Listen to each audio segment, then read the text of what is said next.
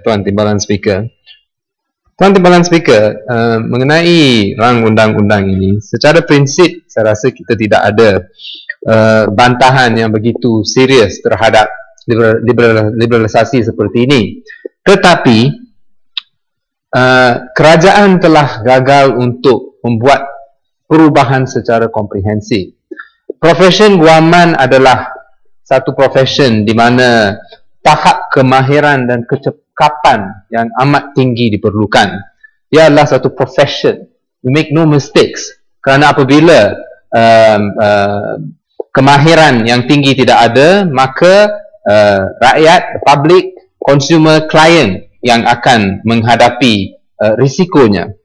Jadi, jika apabila peguam asing dibenarkan, kita lihat bahawa persaingan akan menjadi lebih sengit. Dan soalnya, apakah persiapan yang dibuat oleh kerajaan bagi menghadapi persaingan seperti ini? Baru-baru ini kita lihat bahawa standard universiti-universiti kita yang mengeluarkan graduan-graduan undang-undang ini telah sekali lagi turun prestasinya. Ini termasuk universiti premier kita, iaitu Universiti Melaya, dan juga universiti-universiti lain yang jatuh sekali lagi dalam prestasi. Bukan itu sahaja, berbanding dengan National University of Singapore, NUS, dan pada satu masa dahulu Universiti Melaya dan NUS adalah institusi yang sama, tetapi NUS telah begitu ke hadapan dan kita tertinggal. Dan masalah ini telah pun ditimbulkan banyak kali, berulang kali sejak bertahun-tahun, berdekad-dekad, tetapi tiada tindakan yang serius diambil dan oleh pihak kerajaan. Seolah-olah kerajaan paralyzed dengan izin, paralyzed apabila menghadapi masalah kejatuhan standard institusi pengajian tinggi kita. Dan masalah menjadi lebih teruk disebabkan oleh akta-akta yang mengongkong dan membataskan pemikiran dan kemahiran penuntut-penuntut universiti. Contohnya adalah UUCA, University dan University Colleges Act. Tahun lalu ataupun sesi parlimen yang lalu ada pindaan yang cetek yang telah dibuat kepada UUCA, tetapi ia masih mengongkong. Pengurusan universiti masih di dalam tangan pihak kerajaan. Pelantikan utama kepada Senate, Chancellorship dan sebagainya masih di dalam tangan menteri. Dan disebabkan ini, kesan UUCA ini adalah satu kesan yang amat serius terhadap prestasi universiti-universiti kita. Dan yang lebih penting dan lebih relevan kepada isu ini adalah bahawa disebabkan adanya UUCA, kita, graduan-graduan kita kekurangan kebolehan untuk memikir seperti yang diperlukan di dalam profession seperti profession guaman. Disebabkan UUCA, penuntut-penuntut universiti kita diperlakukan seolah-olah mereka adalah penuntut masih di sekolah rendah ataupun sekolah menengah tinggi, dan bukan seperti sepatutnya di dalam tahap universiti. Walaupun janji-janji dibuat, kita lihat ini adalah janji kosong, pindaan yang tidak mencukupi dan tidak memberi kesan yang besar kepada kualiti graduan ini, graduan universiti kita. Dan Tuan Timbalan Speaker, sebagai seorang yang telah berada dalam profesi guaman hampir 20 tahun, saya telah juga lihat kualiti graduan yang keluar, dan kita tidak mahu salahkan graduan-graduan kita. Ini adalah kesilapan, kegagalan pihak kerajaan. Ada yang masuk interview, bahasa Inggeris yang basic pun tidak dapat menguasai bahasa Inggeris yang basic. Bagaimana mereka hendak survive, ya? Bagaimana mereka hendak dengan izin survive di dalam profession guaman yang tekanannya tinggi dan kemahiran yang tinggi diperlukan, dan sekarang pula dengan kemasukan peguam asing pula. Bagaimana mereka nak survive? Kerana di dalam profession guaman, textbook, law journal, presiden dan sebagainya, semuanya adalah di dalam bahasa Inggeris. dan juga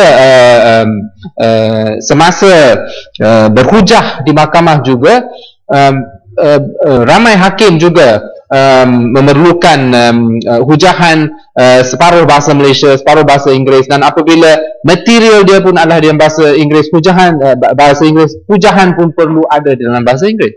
Jadi ini masalah-masalah yang kita lihat, dan isu juga kekurangan penguasaan bahasa Inggeris ni pun juga adalah isu yang lama, telah ditimbulkan berkali-kali, tetapi sekali lagi kegagalan mengambil tindakan yang serius untuk menangani masalah ini.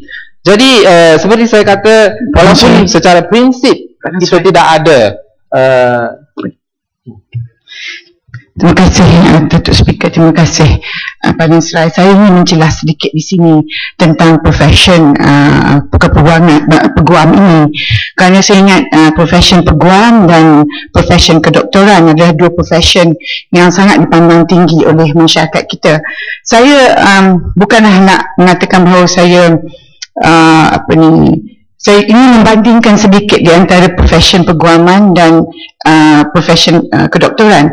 Saya lihat bahawa latihan dan pendedahan graduan-graduan perubatan lebih berstruktur, kerana mereka ada 1-2 tahun sekarang ini untuk dilatih, itu pun bukan secara pengkhususan. Jadi selepas itu di dalam kedoktoran, sebelum seseorang itu dipanggil pakar dalam bidang, kan kita banyak sub-bidang. Saya percaya di dalam guaman juga sub-bidang, sub-speciality itu semakin banyak. Jadi untuk mengharapkan fresh graduate, seorang graduan baru untuk terus mendapat kemahiran tanpa ada struktur latihan pendedahan kepada mereka untuk subspeciality ini tidak dirangka sama ada oleh pihak kerajaan atau oleh pihak Bar Council, Majlis Peguam, kita akan lihat bahawa masa depan peguam-peguam kita gelap. Saya lihat ramai peguam-peguam muda mengambil jalan mudah, membuka mungkin advocates and solicitor.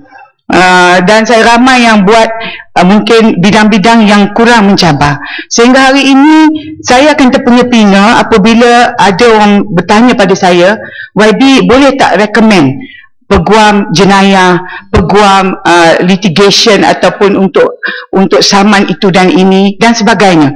Kerana saya lihat tidak mungkin peguam diberi recognition ataupun pengiktirafan ini setelah nama mereka masyhur di dalam bidang guaman.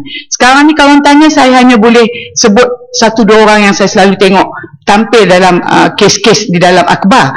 Tetapi bagaimana untuk orang ramai? Untuk mereka mencari peguam untuk kes mereka. Jadi mungkinkah untuk persediaan masa depan kita dengan liberalisasi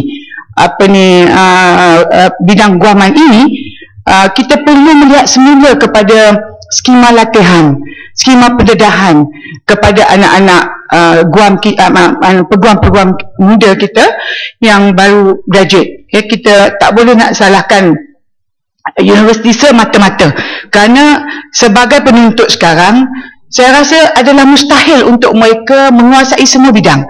Dalam perubatan pun begitu, kita ada subjek-subjek mata-mata pelajaran yang asas, tetapi selepasnya itu mereka perlu menjalani pengkhususan untuk menjadi pakar dan bidang-bidang tertentu. Apa pendapat YB Padang Serai?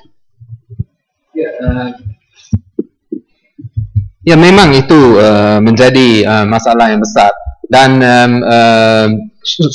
soalnya adalah the basic ataupun kemahiran basic pun tidak dapat dipelajari dengan sempurna semasa di bangku universiti. Dan saya lihat apabila datang graduate baru, dia nak chambering, begitu excited dia nak jadi peguam, tetapi saya rasa simpati kepada mereka kerana tidak dapat menguasai apa yang perlu, termasuk bahasa dan sebagainya, dan basic skills itu, mereka menjadi begitu rasa intimidated, tidak dapat function di dalam environment tekanan tinggi, tidak dapat